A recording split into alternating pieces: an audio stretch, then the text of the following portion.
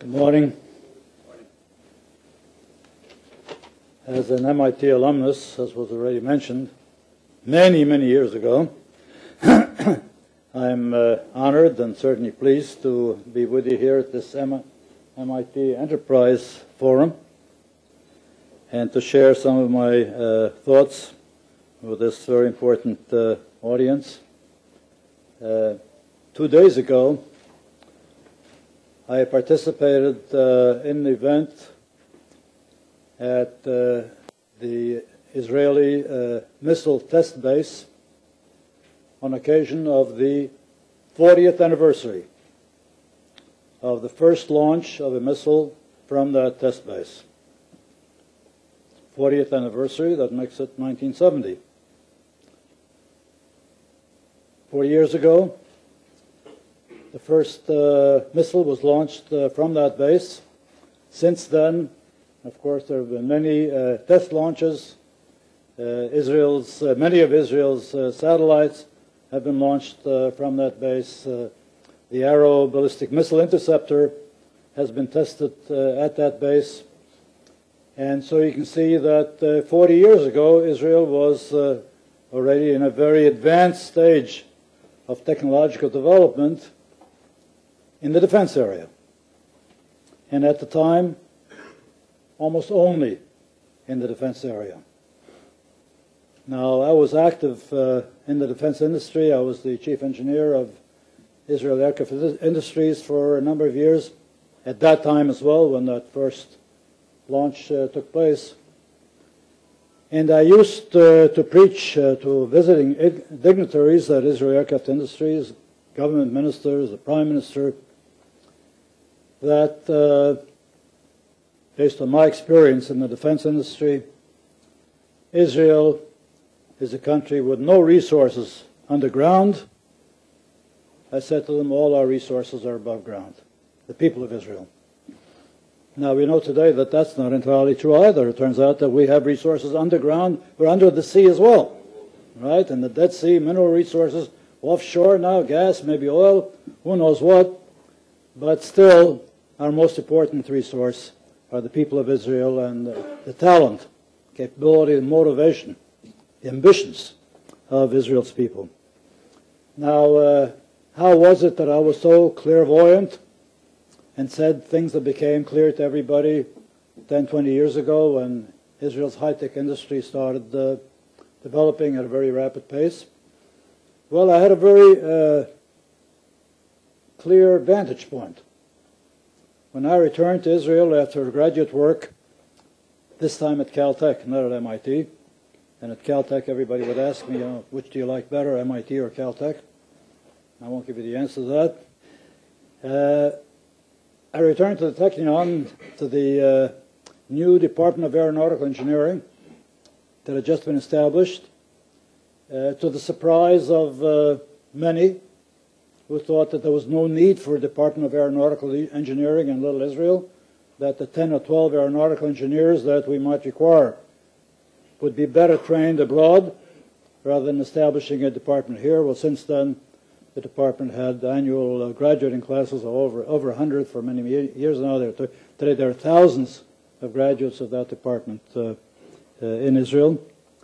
When I taught at the Technion, and I got acquainted with my students, and I compared them with engineers, fellow students, colleagues that I knew in the United States.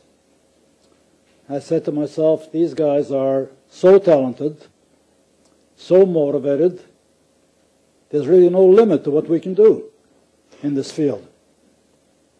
And the expansion of the aeronautical industry in Israel really can be classified almost as limitless.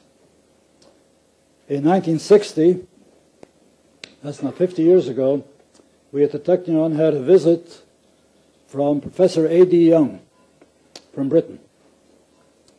A.D. Young was one of the great aeronautical scientists of Britain with very substantial contributions to the British war effort in World War II.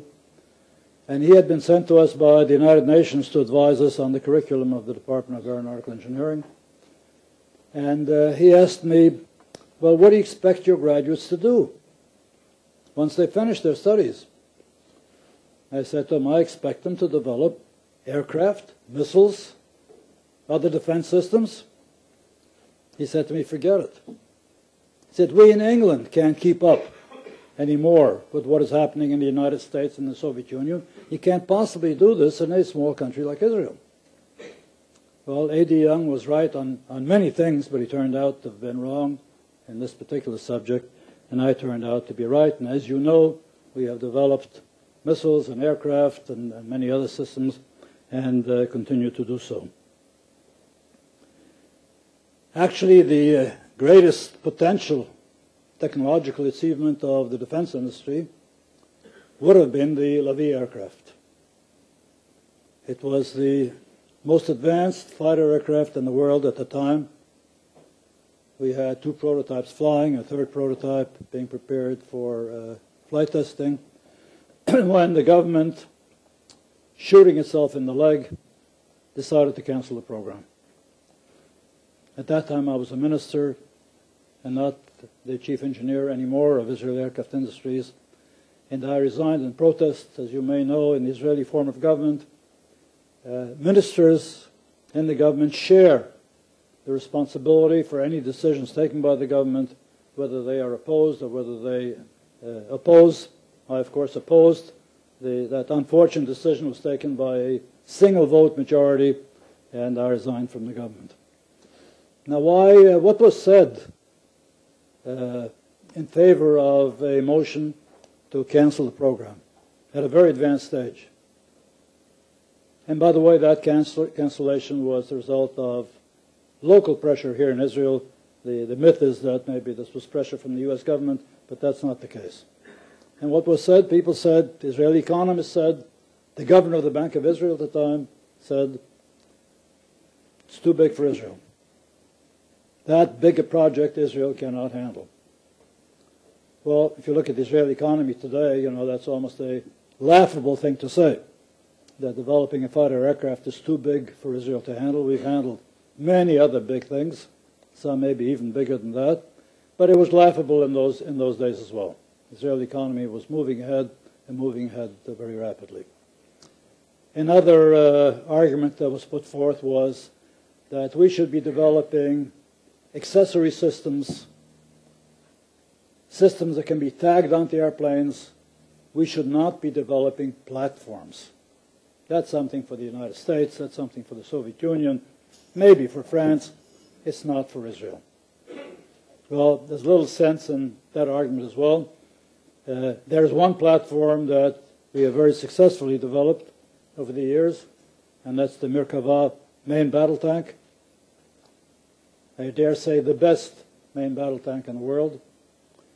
And the reason that program was not canceled, and there was lots of pressure to cancel that as well, on the very same arguments, that it's too big a project for Israel and we shouldn't be developing platforms, is because behind that project, the Merkabah, stood General Yisrael Tal,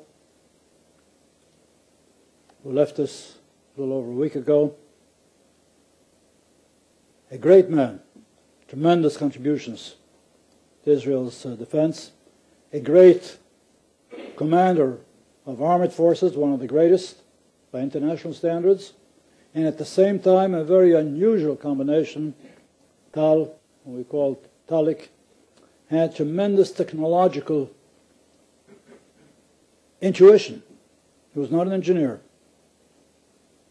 but in many ways he was far better than most engineers.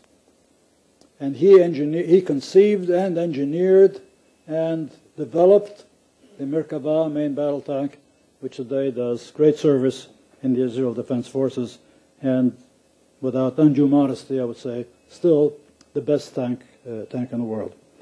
But the Levi got canceled because people said we shouldn't be developing platforms, and it was a mistake. I returned to that thought just recently when the Israeli government decided that it would acquire the F-35, the Joint Strike Fighter, from the United States. The costs are astronomical. And I asked myself, were any alternatives considered? After all, when you take so big a decision that is going to mortgage a great deal of the Israeli defense budget in the years to come, the aircraft will be supplied only in another 5 or 6 years, you would think that you would very deliberately and very carefully look at some other alternatives to see if this is really the best decision to be taken at this time. And to this, some people would say to me, there are no other alternatives. That's the only alternative there is, the F-35, the Joint Strike Fighter. Well, that's hard to stomach to say there are no other alternatives, and of course there are other alternatives. One of them is not to decide right now. No, what's the rush? Let's see what happens. Let's see what happens to stealth technology. How long is stealth technology going to hold? And be the add-on, the secret weapon that airplanes have at this time. May not be there forever. There may be ways that will be developed over the years to deal with stealth technology. Development of the airplane has not yet been completed.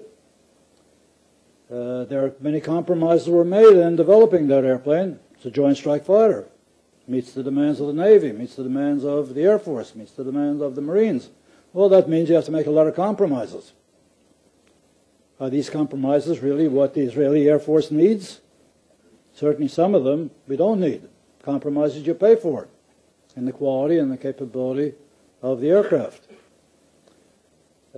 What many people don't seem to appreciate and maybe can't get enthusiastic about, the Russians at the present time are developing an aircraft that, by all signs, seems to be a more advanced airplane than the F-35, the Sukhoi 50.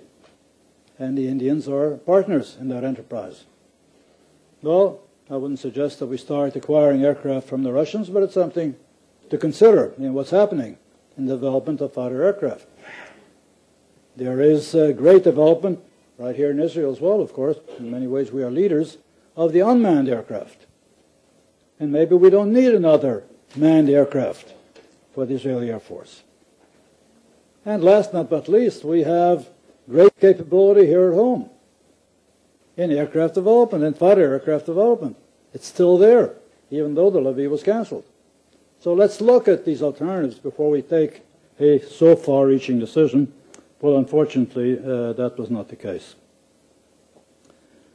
You see, one of the advantages of high-tech in the defense area is that the customer is there. You don't have to run around the world trying to market your product, as you do with civilian products. One of the disadvantages is that you are at the mercy of a government bureaucracy. You are dependent on the decisions that they take. If you're developing a civilian product, if the product is good, if you know how to market it, you're not at the mercy of a number of government employees. You're at the mercy at the market out there. And that, of course, is a big advantage. When high-tech got going in Israel, in the civilian area, we used to say, well, we're very good at technology, we're good at R&D, but we're not good at managing. We're not good at marketing. I hardly hear people say that nowadays. Maybe we've learned over the years how to do managing and how to do marketing. And some of you may have seen just a few weeks ago in The Economist an article that was entitled, MBAs are for wusses.